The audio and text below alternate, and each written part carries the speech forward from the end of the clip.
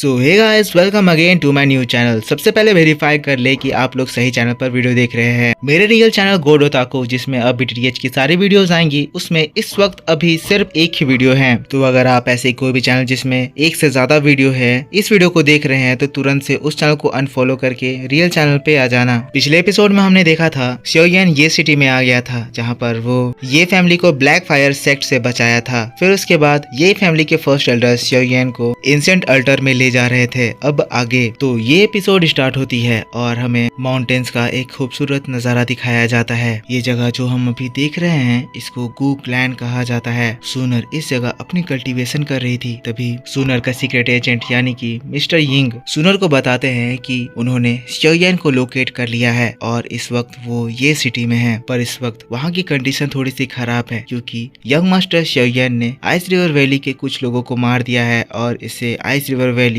उनसे बहुत ज्यादा ऑफेंड हो गए हैं। और इस वक्त आइस रिवर वैली शियोयन से उनके एल्डर्स की मौत का बदला लेने के लिए जा रहे हैं। मिस सूनर, मैं आपको ये भी बताना चाहता हूँ कि पिल टावर में जो सेरेमनी होने वाली है इस वजह से इस वक्त पिल रीजन बहुत ही ज्यादा एक्टिव हो गया है और इस वजह से हमारा गूकलैंड भी पिल रीजन में काफी सारे एक्टिविटीज कर रहा है। पर जैसा कि आपको पता ही है हमारा गूकलैंड शियोयन के लिए एक ऐसा ग्रज रखता है। मुझे डर है कहीं मिस्टर शियोयन प्रॉब्लम में ना पड़ जाए। सूनर ये बात सुनते ही तुरंत ही दो नाम पुकारती है, मिस्टर लिन, मिस्टर युवान। सूनर के नाम पुकारते ही दो बहुत ही स्ट्रॉन्ग एल्डर्स वहाँ अपियर हो जाते हैं। सूनर उन्हें कमांड देती है मुझे इसी वक्त ये सिटी जाना है, मेरी वहाँ जाने की प्रिपरेशन करे। जिसके बाद दोनों ही एल्डर वहाँ सूनर के लिए एक पोर्टल बनाने लगते हैं। अब जैसा कि ये लोग पोर्टल बना रहे हैं तो आप लोग समझ ही गए होंगे कि ये कौन से लेवल पे हैं। एक पोर्टल को क्रिएट कर पाना 1000 लेवल से कम के एल्डर्स के लिए पॉसिबल ही नहीं है। अब थोड़ी देर में पोर्टल क्रिएट होता है और सूनर कहती है मेरे शियोयन, मैं तुम्हारे पास आ रही हूँ, कोई भी अगर तुम्हें टच भी करने की कोशिश करेगा तो मैं उनको मार डालूंगी। फिर सीन शिफ्ट हो जाता है और हम लोगों को शियोयन के साइड में दिखाया जाता है। इस वक्त ये सिटी के जो एल्डर है वो शियोयन को एंशिएंट अल्टर की ओर ले जा रहे हैं। ये जगह बड़े बड़े पहाड़ों से घिरा हुआ है। जगह देखने में बहुत ही ज्यादा एंशिएंट लग रहा था। साथ साथ फर्स्ट एल्डर शियोयन को बता रहे हैं ये जो हमारा एंशिएंट अल्टर है ये हमारी ये फैमिली में बहुत समय पहले से इस्तेमाल करा जा रहा है। ये जगह बहुत ही ज्यादा स्ट्रेंज है। इस जगह की क्वालिटीज ऐसी है कि बड़े बड़े लोग इस जगह पे अपना कब्जा बनाना चाहते हैं। इस एंशिएंट अल्टर में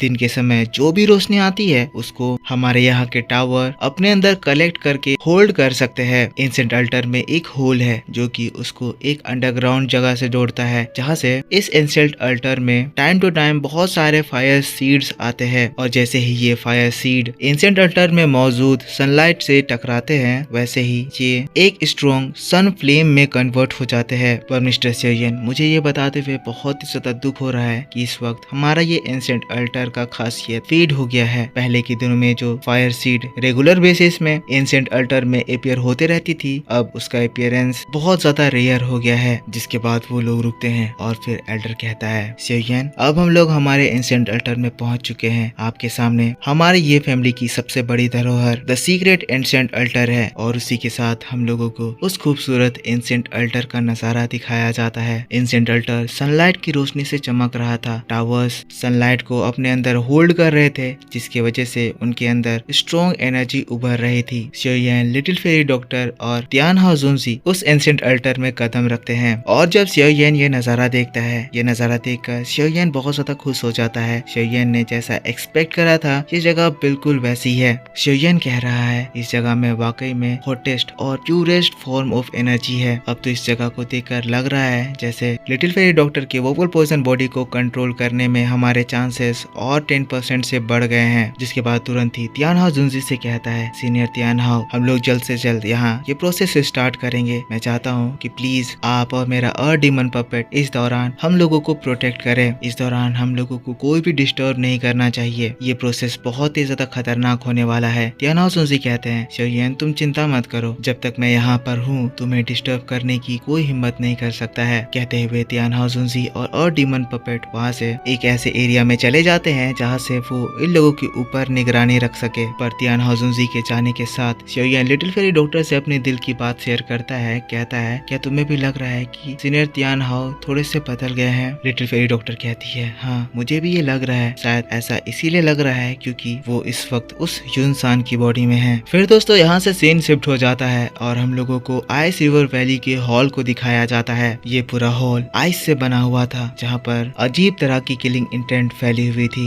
सामने हम लोगों को उसी तियानसी को दिखाया जाता है जो कि अपने घुटनों में बैठा घबराया हुआ था। तभी हम लोगों को इस आइस रिवर वैली के दूसरे एल्डर को दिखाया जाता है। इस एल्डर का नाम तियान हुआंग था जो कि उससे कहता है, तियानसी हमने तो तुम्हें उस वोफुल पोइजन लेडी को पकड़ कर लाने के लिए भेजा था, पर ना तो मुझे वो वोफुल पोइजन लेडी यहाँ दिखाई दे रही है, ना ही हमारे जितने भी सोल्जर्स तुम्हारे साथ गए थे वो दिखाई दे रहे हैं। तियानसी ये बात सुनकर घबराते हुए कहता है, elder Tian Huang, valley chief Bing Sunji, मुझे माफ कर दीजिए, मैं अपने मिशन में फेल हो गया। हमने उनकी पावर को गलत एस्टिमेट कर लिया था। जब मैं वहाँ पर गया तब वहाँ पर हमारी फाइट एक दाओजुन वॉरियर से हो गई। तियान हुआंग कहता है, दाओजुन? वो दाओजुन कितने स्टार का था? तियानसी घबराते हुए कहता है, एल्डर वो दाओजुन शायद 1 स्टार का होगा। तभी मैं उसके चंगुल से यहाँ पर बचकर भागने में सक्सेसफुल हो पाया। पर इसकी ये बात को सुनते ही इतनी देर से जो ये बिंग जुनसी शांत बैठा हुआ था अपनी उंगली को झटकता है और आइस का एक स्ट्रॉन्ग नीडल जाकर तियानसी को स्ट्राइक करता है। तियानसी इस अटैक से काफी इंजर्ड हो जाता है। तुरंत ही सभी लोग बिंग जुनजी की ओर हाथ जोड़कर खड़े हो जाते हैं। बिंग जुनजी कहता है, क्या तुम्हें पता है कि इस वक्त वो कहाँ है? तियानसी घबराता है लेकिन रेंगते हुए आगे बढ़ता है। कहता है, मास्टर मुझे माफ कर दीजिए, पर आपका ये सबऑर्डिनेट नहीं जानता है कि वो इस वक्त कहाँ है। इसकी ये बात को सुनते ही बिंग जुनजी गुस्सा होता है और उसकी उंगली को एक और फ्लिक करते ही वहाँ पर एक स्ट्रॉन्ग किलिंग एनर्जी भर जाती है जो कि अगले ही पल उस तियानसी को पूरी तरह से घेर लेती है। वो तियानसी की जान लेने वाली थी। तियानसी तुरंत ही बर्फ में जमने लगता है। ये इस बिंग जुनजी का आइस सुन फोर्स था। तियानसी तड़पते हुए कहता है, वैली मास्टर प्लीज प्लीज मुझे माफ कर दीजिए, मेरी जान बख्श दीजिए, मैं अगली बार जरूर सक्सेसफुल हो जाऊंगा। लेकिन तभी बिंग जुनजी इस हॉल के ऊपर की ओर देखते हैं और फिर कहते हैं, बाहर आ जाओ। इसके ऐसा कहते ही पूरे उस हॉल में डार्क किलिंग पर्पल एनर्जी भर जाती है। तुरंत ही वो एनर्जी तियानसी के पीछे इकट्ठा होती है और एक पर्सन में कन्वर्ट हो जाती है। ये हॉल ऑफ सोल का एक प्रोटेक्टर था जो कि